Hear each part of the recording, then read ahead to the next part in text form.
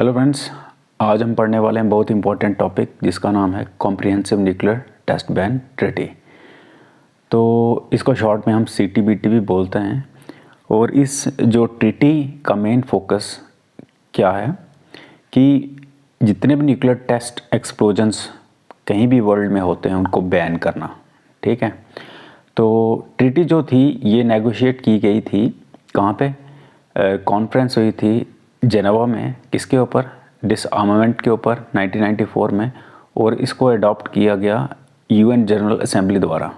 तो 1996 में ये सिग्नेचर के लिए ओपन की गई थी। और ये जो ट्रीटी है इसको 184 नेशंस ने साइन किया है और इंडिया ने अभी तक इसको साइन नहीं किया है। तो CTBT यानी कि कॉम्प्रिहेंसिव टेस्ट बैन ट्रीटी, इसको माना जाता है एक लॉन्गेस्ट सूट और हार्डेस्ट फॉट, मतलब आर्म्स कंट्रोल अगर हम कहें अगर वर्ल्ड में, तो हिस्ट्री अगर हम पीछे अपने मतलब कि 40-50 साल पीछे देखें तो वर्ल्ड में दो गुट थे, यानी कि हम बोल सकते हैं दो ब्लॉक, यानी कि पूरा वर्ल्ड दो ब्लॉक्स में बटा था। एक ब्लॉक US द्वारा मतलब कि लीड किया जा रहा था, दूसरा USSR जो कि आज के टाइम में रशिया है। ठीक है, तो ये जो आर्म्स कंट्रोल ट्रीटी है ये इन दोनों को लेके ही मतलब कि जो है हम कह सकते हैं कि एक हार्ड फॉट बैटल थी। ठीक है, तो ये सितंबर 1996 में इसको ओपन किया गया सिग्नेचर के लिए। तो CTBT के जो ऑब्लिगेशंस हैं अगर हम इसकी बात करें तो ये क्या करती है, जो कंट्री साइन और रेटिफाई करती है इस ट्रीटी को, तो वो कैरी आउट नहीं कर सकती कोई भी न्यूक्लियर वेपन टेस्ट एक्सप्लोजन या फिर कोई और न्यूक्लियर एक्सप्लोजन। ठीक है, इसका एवोल्यूशन, तो CTBT जो है ये एक मल्टीलैटरल ट्रीटी है जिसका मेन फोकस किस पर है? न्यूक्लियर एक्सप्लोजन्स को बैन करना, चाहे वो मिलिट्री पर्पस के लिए हो चाहे वो पीसफुल पर्पस के लिए हो।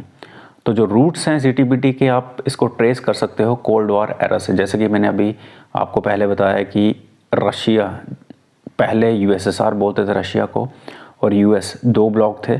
तो बस दोनों की वर्ल्ड में मतलब कि सुपीरियरिटी को लेके सुपर पावर बनने के चक्कर में ये सारा का सारा जो कोल्ड वॉर का खेल चला। तो US और सोवियत यूनियन, यानी कि USSR को पहले सोवियत यूनियन बोला जाता था, और इनके बीच में कोल्ड वॉर के टाइम न्यूक्लियर आर्म्स रेस लगी थी। और इन्होंने काफ़ी सारे न्यूक्लियर टेस्ट जो थे, चाहे वो अंडरग्राउंड टेस्ट हैं, चाहे वो ओवरग्राउंड टेस्ट हैं, चाहे वो अंडर वाटर टेस्टिंग थी, तो इन्होंने ये सारी की सारी कंडक्ट की थी। तो इसी को लेकर ये CTBT जो थी ये सामने आई। ठीक है, तो 1945 से लेकर 1996 तक लगभग 2000 न्यूक्लियर टेस्ट जो थे वो पूरे अक्रॉस द ग्लोब हम देख सकते हैं हुए। और US ने जिसमें से 1032 यानी कि 1032 टेस्ट कंडक्ट किए, और सोवियत यूनियन ने भी 715 टेस्ट जो थे कंडक्ट किए थे। आगे अगर हम बात करें तो अब देखिए, न्यूक्लियर टेस्ट जब आप करोगे तो इन्वायरमेंट और हेल्थ को लेके इम्पैक्ट तो होगा। ठीक है, तो इंटरनेशनल कम्युनिटी जो थी इन्होंने एफर्ट्स की कि कहीं ना कहीं ये चीज़ जो है न्यूक्लियर टेस्टिंग जो है इस पर, इसकी वजह से इन्वायरमेंट पे और हेल्थ पे असर पड़ रहा है। तो इसलिए इन्होंने एफर्ट्स की कि इन टेस्ट को एक लिमिट में रखा जाए ताकि जिससे इन्वायरमेंट और हेल्थ को इसके ऊपर असर ना पड़े। तो limited nuclear test ban treaty जिसको हम बोलते हैं LTBT जो थी 1963 की, इसने प्रोहिबिट किया न्यूक्लियर टेस्टिंग एटमॉस्फेयर में, आउटर स्पेस में और under water, but underground test जो थे उनको अलॉट किया गया। ठीक है, तो ये जो थ्रेशहोल्ड टेस्ट बैन ट्रीटी यानी कि TTBT जो 74 में हम कह सकते हैं कि की गई थी, इसने प्रोहिबिट किए अंडरग्राउंड न्यूक्लियर वेपन टेस्ट और एस्टेब्लिश किया एक न्यूक्लियर थ्रेशहोल्ड। बट ये भी फेल मतलब कि हम कह सकते हैं हुई, क्योंकि इसमें भी कॉम्प्रिहेंसिव बैन नहीं था न्यूक्लियर टेस्टिंग पे। तो जो एंड था कोल्ड वॉर का और जो डिसइंटीग्रेशन था सोवियत यूनियन का, इसने एक बड़ा ही कंड्यूसिव इन्वायरमेंट जो था क्रिएट किया किसके लिए? आर्म्स कंट्रोल मेजर्स के लिए, यानी कि एक कॉम्प्रिहेंसिव मतलब कि हम कह सकते हैं मैनर में। तो CTBT जो थी ये नेगोशिएट की गई थी, जैसे मैंने पहले बताया, जो कॉन्फ्रेंस हुई थी डिसआर्मामेंट पे जेनेवा में 1994 में। तो 96 में UN ने अडॉप्ट किया था CTBT को, जिसने इम्पोज किया complete ban nuclear weapon testing पे और गैप्स को क्लोज किया जो पहले वाली ट्रीटीज ने छोड़ दिया था। आगे हम बात करें तो CTBT जो है ये अवेलेबल थे किसके लिए, सिग्नेचर के लिए 1996 में, और ये एक मेजर एडवांसमेंट है, एक ग्लोबल एफर्ट्स ही थी कि न्यूक्लियर टेस्टिंग को पूरे वर्ल्ड में बैन किया जाए।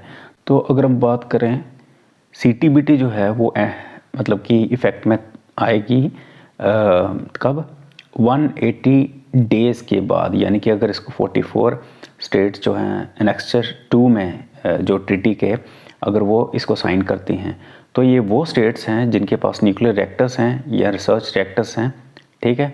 तो इसको साइन किया है लगभग 187 नेशंस ने, रेटिफाई किया है 178 ने। अब यहाँ पे क्वेश्चन ये आता है, ये ट्रीटी जो है ये अभी फोर्स में नहीं आ सकती, और क्यों नहीं आ सकती, क्योंकि 44 स्पेसिफिक नेशंस, अब ये 44 कौन सी हैं, ये वाली न्यूक्लियर रिएक्टर्स और रिसर्च रिएक्टर्स वाली, यानी कि जिनके पास न्यूक्लियर रिएक्टर्स हैं जो कि न्यूक्लियर एनर्जी प्रोड्यूस करती हैं, जिनमें हम कह सकते हैं कि 44 स्पेसिफिक जो हैं, इसमें से 8 नेशन जो हैं अभी तक इन्होंने रेटिफाई नहीं किया है ट्रीटी को। तो नीचे मैंने उनके नाम लिखे हैं, China, India, Pakistan, north Korea, Israel, Iran, Egypt और US। तो ये 8 कंट्रीज़ हैं, अभी तक इन्होंने रेटिफाई नहीं किया है। अगर ये नहीं करेंगी तो ये फोर्स में नहीं आ सकती।